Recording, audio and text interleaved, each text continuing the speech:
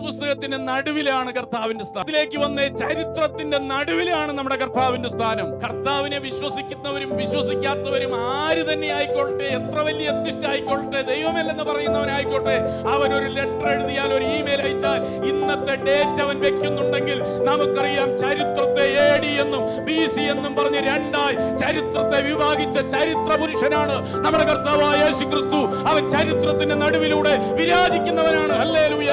ചരിത്രത്തിന്റെ നടുവിലൂടെ മാത്രമല്ല, ഭൂലോകത്തിന്റെ നടുവിലൂടെയും കർത്താവ് കടന്നുപോയവനാണ്. കർത്താവ് ജനിച്ചത് പാലസ്തീനാണ്. പാലസ്തീന്റെ ഭൂമിയുടെ മധ്യഭാഗമെന്നാണ് പറയപ്പെടുന്നത്.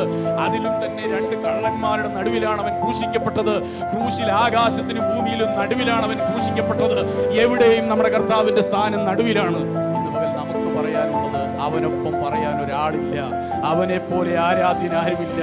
എന്റെ കർത്താവിന് തുല്യം വെക്കാൻ ലോകത്തിലൊരു വ്യക്തിയില്ല. അവൻ ചരിത്രത്തിന്റെ നടുവിൽ, അവൻ അതേ വേദപുസ്തകത്തിന്റെ നടുവിൽ, അവൻ അതേ ഭൂലോകത്തിന്റെ നടുവിലൂടെ എവിടെയും നടുവിലാണ് അവന്റെ സ്ഥാനം. അവനെ പോലെ അവൻ മാത്രമേ ഉള്ളൂ. ഹല്ലേലൂയ.